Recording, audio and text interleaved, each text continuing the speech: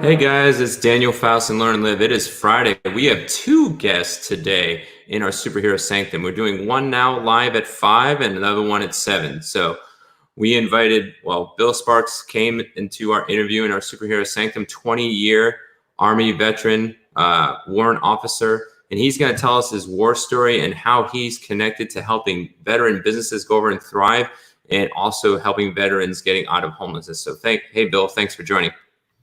Oh, you're very welcome. Thank you for having me. Oh, very much appreciated. Just loved your story, reading and everything else, but I want you to tell the world your story. Well, let's full disclosure. I'm a draft dodger. Okay. I tried to enlist in the Army, couldn't do it, physical reasons. My draft board said, that's too bad. We're going to take you anyway. Mm-hmm. So I ran down to Providence, Rhode Island, and I enlisted in the Army to avoid the draft, just so everybody knows that. I'm really not a hero. I don't like that term too much. I've never been shot at once, not even by a jealous husband. Mm. I'm not a war hero. My war was a different war than everybody else. My war was the Cold War. I spent 10 years in Europe on 3 different assignments in Germany and a year in Korea. But I've never been shot at once, not even by a jealous husband. Mm. And that's my story and how I got to be, after 20 years, made El Paso my home. Went to school at the University of Texas, El Paso, under the GI Bill. Went to work at the Convention Bureau here in El Paso. And then in 2006, I was asked, how would you like to join a veteran business organization? And so I did. I was one of the founding members of the Veteran Business Association here. In 2007, we chartered the Veteran Business Resource Center with offices at the Chamber of Commerce. They've been very gracious to us over the years. They don't charge us rent.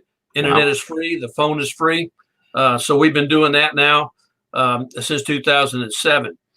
In 2012, somebody came into my office, a former Marine. Constable is coming the next day at noon. Well, how can we help him?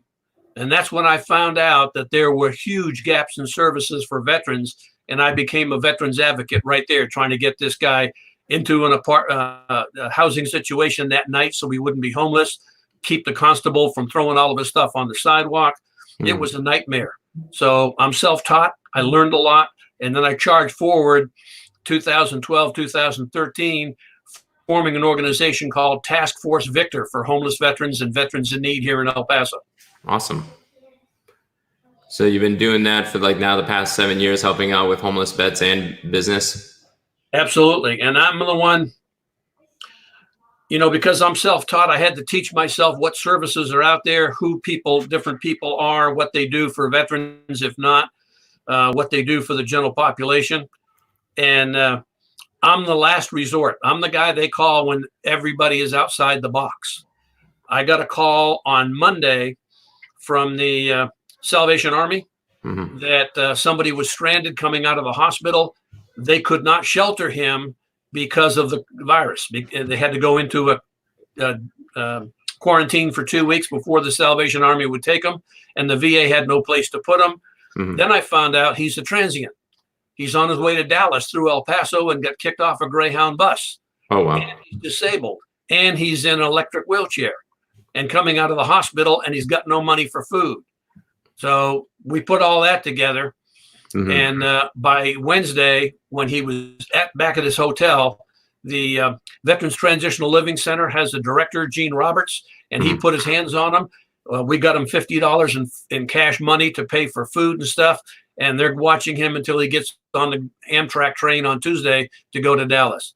But let me tell you, that was a 24-hour drill to figure out everything we needed to do, talk to the hospital because of HIPAA, and they don't want to talk to you. How serious is it, his injury? When he went for surgery, can he travel? Talk to the hotel manager who didn't know he was in the hospital, wanted to throw him out on the street. Wow. Those are the kind of things that nobody is equipped to handle. So over the last 7 or 8 years, that's what I've been trying to do, put that together into memory. I will tell you that the city has an advisory committee they never had before, thanks to myself and David Nevadas here in El Paso. The county has an advisory committee they never had before. Our state senator has an advisory committee on veterans they never had before. And there are resource books published on the county website and on the city website. So when I walk away from this field of battle, I think we made enough noise to get people's attention. And now there is more to do with veterans at every level of government that we never had before. Yeah, that's fantastic. That usually doesn't happen. So basing on that, in pivoting a little bit, kind of echoing, hold on one second. All right. So based on the news, businesses are struggling in this season, and you've been in business for a while, helping businesses. What resources do you recommend to stem the wound so they don't get to homelessness? Any pivot opportunities do you have or recommendations? Well, it never ceases to amaze me when I'm talking about business counseling. People don't know what's out there. They didn't ask for help. They didn't look for help. They try to do things on their own. And so number one piece of advice I'm going to give to every small business owner, specifically veterans, but for every small business owner, stop. Don't do it by yourself. There's a strong network around the country you just need to tap into. For example, El Paso, we are very privileged to have a regional office of the Small Business Administration. We have an SBA-funded Small Business Development Center.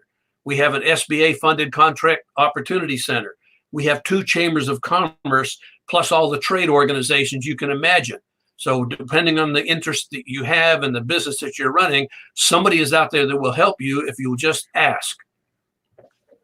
Yeah, I think that's one of the biggest things is that we kind of pull ourselves by the bootstraps as veterans and trying to see if we can figure out our own. And we think Google is going to solve all resources. But yeah, the first thing, it's going to be people. You have wisdom that most people don't have. And if we tap you, then we have great wisdom in front of us, and we need to go do that. So that's sure. Really cool. When I was on the service, as an air defender, I knew who could fix my generators. I knew who could fix my trucks. I knew where to take my weapons to get them maintained, where my missile maintenance people were. So that same kind of team concept that we had in the military, we need to develop it in our business as well. Where do you get information on vendors? How can you find the best vendor? Where do you find customers? What's your marketing plan? And all of these services that I talked about just a moment ago are almost always free, except for membership in a Chamber of Commerce. Yeah.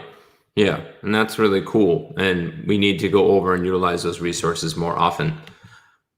So you've been helping veteran businesses for over 10 years. What advice do you have with veterans that are about to start a biz? Either they just started it before COVID or they're going to jump into it now.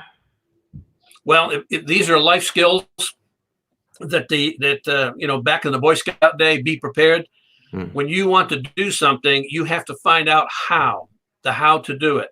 You cannot play the game. The high school coach told you if you don't know the rules, and there are rules everywhere. So sitting down and figuring out what it is you want to be when you grow up, that's a question I can't answer. But I can, once you answer that, then I can certainly put you on that path and tell you what you need. You need to be prepared to be in business. So what does that mean? It means that you have to have a plan.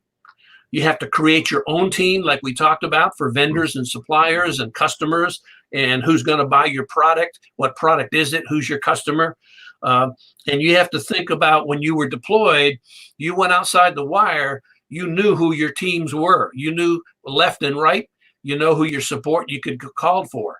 But as a business owner, I want the individual to think about their commander, because their commander had to wake them up in the morning, feed them, clothe them, train them, arm them, and give them intelligence to do the mission that day and bring them home safe. As a small business owner, guess what? You're in charge. You're the commander. Labor law, tax law, writing a contract, leasing a space, all the things you need to do to buy product, to sell product or service is on your shoulders as a commander. Definitely so. So now that we've been in COVID for a couple months, and some states are going to release. I heard Florida is going to start going to a staggered release, and other states and whatnot. Would you recommend a veteran starting a business in 2020, and why or why not? Well, of course. Why? Why wouldn't you? Why not? There's no reason not to. There is money, although it is a little hard to get sometimes with all the dispersal they have now, but there is money for startups, but you have to be ready to accept the money. So if you're going to use your own money, I say don't do that. I say take out a loan, use that loan payment to leverage what you have in your own resources as operating expense after you open your business. I'll give you an example of a young fellow who wanted to buy a truck and go over the road, $85,000. That's all he wanted. And he had a good deal on a truck in a local company here. How do you run the truck the day after you get in it? What about oil? What about maintenance? What about a turbocharger if it blows up? Maybe he should have asked for $250,000 and keep his truck running for the first 2 years until he got enough sales to cross that line of expenses. Yeah. So you have to be ready to borrow money. You have to be ready with a business plan. You have to have a marketing plan. What are you going to do? How are you going to do it? What makes you different from from everybody else in the world? But the key here is don't sit on your duffel bag and do nothing. There's just as many opportunities today, even with the virus, as there are last year or next year. So stop waiting for something to happen. Get up off your duffel bag and do something. That's awesome. So going from there, so now we start pursuing business. So what skills do veterans need before leaving the service? Because we have thousands of veterans coming out of the service every single year. What skills do you think they need to have before leaving the service? Well, that's one of those life skill things again. If you want to do something with your life, what does it take to be there? You want to be a rocket scientist? I can tell you how to do it. Get a degree in science and engineering, get a master's in science and engineering, get your PhD in science and engineering, work for Boeing for 5 years. You can apply to NASA to be a rocket science. So you just have to be ready to do it. You have skills in the military, trust me. If I were to do an interview with you, regardless of your MOS, you have organizational skills, project management skills, logistics skills, leadership skills, counseling other people. You have a lot of skill sets. So if you're just looking for a job, you need to dig deep to find those skill sets and match them with the job you're trying to go to. If you need a license or a certification, okay, if it's required by law, like a plumber, you got to go learn how to be a plumber. If it's not required by law, will they in fact give you a job and swap your hands-on experience for that license or that certification? And finally, if you need an education or a degree, you need to go to school and get it done. But you're going to have one of those three things facing you the day you walk out the front gate. You have the skills. A lot of veterans don't see that. I'll give you my own personal problem. When I left, there's a thing in psychology, it's called the race car driver syndrome. Mm-hmm. The race car driver has a crash. Now he can't drive anymore. But his whole life is driving a car. He doesn't build it. He doesn't repair it. He doesn't engineer it or design it. He just drives the car. What does he do with his life? Some of the veterans that suffer from depression and anxiety when they come out the front gate, I'm a soldier. I'm a warrior. I was deployed. Now what do I do? Nobody wants a warrior. Nobody wants somebody who'll kill somebody. So they sit there and they feel sorry for themselves instead of sitting down and saying, I need to move forward. What's it going to take? Yeah, that makes a lot of sense. They have to go over and take the soft skills of who they are and what they've learned and then translate that in there. So with that, sometimes you get out, and like myself, when I ran a business, it did fail. And sometimes veterans even go homeless in that particular realm. What resources are there for vets if this happens, if their business fails and they go homeless? Well, first of all, when a business fails, they need to clean that up. So closing a business is probably sometimes not as much difficult as it is to open a business. So they need to just get rid of that business. If they find themselves on the edge of going homeless, there are a lot of resources. Okay, just a second. The one number that I think that's important for homeless veterans, especially in rural areas that don't get the support of the VA directly in a major urban area, and that telephone number is 877-424-3838. Now, that's a homeless team at the VA with contracted people on the phone, trained and ready to handle them. So you tell them wherever you happen to live in the world, zip code, where you are standing right then. And if you're absolutely homeless standing there in the rain, they will drill down, find an outreach team in your area and send them directly to you. Now, it may take a day, but you need to connect. You know, people who get the most help are the people that stand up, raise their hand and say, I need some help. People that don't get help and then wallow in self-pity and oh me and poor me are the ones that don't ask for help and they expect everything to be given to them. But if they will make a call, then there's also an 800 number I don't have in front of me for the Veterans Suicide Hotline. If you're having problems, ask for help, and there are people that will jump all over you and give you the help you need. El Paso was very lucky. We have a county veteran service office by law in Texas. We have good VA relationships with a VA healthcare clinic here in El Paso, and we have several large veteran service organizations like the Veteran Business Association. We've developed our own task force, Victor, for homeless veterans, but somebody out there will be helping. All you need to do is stand up and ask for help. And that's really cool. Could you give that number one more time? 1-877-424-3838. That's the national hotline for homeless veterans. I'm just going to populate that on the screen real quick.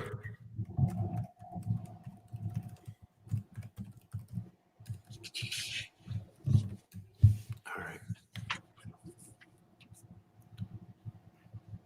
So if you guys can see that, that's the number right there, 877-424-3838, the national hotline for homeless vets. If you guys are struggling, I know I didn't know that myself. I just contacted the VA and went over from there when I was homeless. And this resource would have been key because I've hit this almost 3 times. I learned it the first time, but definitely during the first time.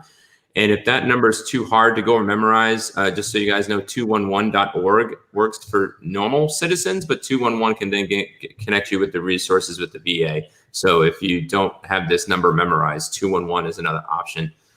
So we summarize every interview at the end as 3 superhero tactics that we want to give to military veterans and first responders. So if you had to go back and look at yourself when you're getting out of the service or you're mentoring a young veteran, what tactics and tips do you want to give them to go over and to thrive, especially in the business and also about like avoiding homelessness? Sure. You need to be prepared. I can't say that enough. There's a process for everything, and you have to teach yourself what that process is. So if you're looking for housing as a homeless veteran, there are programs all out there. Some of them are government funded, some of them are locally funded, but there are people all over that do housing. You just need to find out who they are and what their rules are. You can't play the game if you don't know the rules. The more you know, and I've learned this from Rotary International, those that serve others serve best themselves. And so I would encourage them, if they're sitting around on their duffel bag, get up and do something for somebody else. Volunteer at a food bank, take part in some other program, and all of a sudden you'll be coming out of your shell moving forward. The more you know, the more you can do to help others. So if you teach yourself, what does the VA do? What do they don't do? What does the Red Cross? I get calls all the time. The Red Cross, I'm looking for money. Red Cross doesn't give you money. Mm-hmm. And so those are the kind of things you need to know. We had a local person here who told me every time I have a female veteran that's homeless, I send them to Sister Helen at Villa Maria. That's a homeless shelter for single women, mostly Spanish speakers, mostly undocumented. Sending a female veteran to that environment is not going to work. Well, They didn't know that. Now we know what the VA does. Now we know the program with our local opportunity center that has a female shelter. Now we know about the YWCA and their shelter for women with children. And so you really have to sit down, plan, even if you're going to go out the front gate today, how are you going to pay your rent? Where are you going to get your food? Transportation is key. You have to have the plan. So be prepared. In business, you need a business plan. Do a market analysis. Find who your competition is. You need to sit down and find out who your customer is and do the marketing plan that will reach that customer. And with all the background noise in the world today, how is that customer going to find you? Online, somewhere. They don't have yellow pages in a book anymore where you can look people up. So you have to learn how to do all of that and put pen to paper. What are your expenses? What revenue do you have? Especially if you're looking for work. Guys come in and say, I'm hungry, I'll take anything. Every call center in El Paso was hiring right now at $10 an hour. Well, I'll do that. Well, then you're not hungry. So tell me what you need. You have childcare issues. You probably need a job nights and weekends to allow you to pick up your kids at 3 o'clock. If you need full-time work, Monday through Friday to pay your expenses, but oh, by the way, you're going to the VA 3 times a week for therapy, you still need a weekend, part-time, nights and weekends.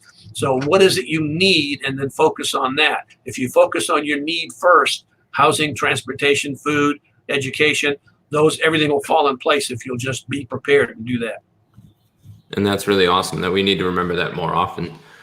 So I wanted to go post your website. So if people are trying to reach out to you, and especially if you're in El Paso and you're trying to go develop your business, you can go to elpasovba.org, and Bill and his team can go over and connect with you. And that's a great resource. And again, if you're struggling with homelessness, the national hotline for homeless vets is 877-424-3838. So I wanted to thank you, sir, for going over and joining us on our live. If you guys love this interview and you want to go get the El Paso VBA and also Bill to up to the next level on Warhero to Superhero, all you have to do is take 3 seconds of your time, and go over and watch this video. We'd love you to watch all 20 minutes and 37 seconds that's been on there, but 3 seconds goes over and makes it a view. And if he gets the most views within 72 hours, we elevate him from this show on Facebook to actually digital TV in our Warhero to Superhero network. So I want to thank you again, sir, for joining us and taking your time to interview and getting back with me, and very much appreciative of the wisdom that you passed us. Thank you very much for having me, and I hope this stimulates some conversation among other veterans. All right. Well, thank you for your time, and you have a great day. Thank you.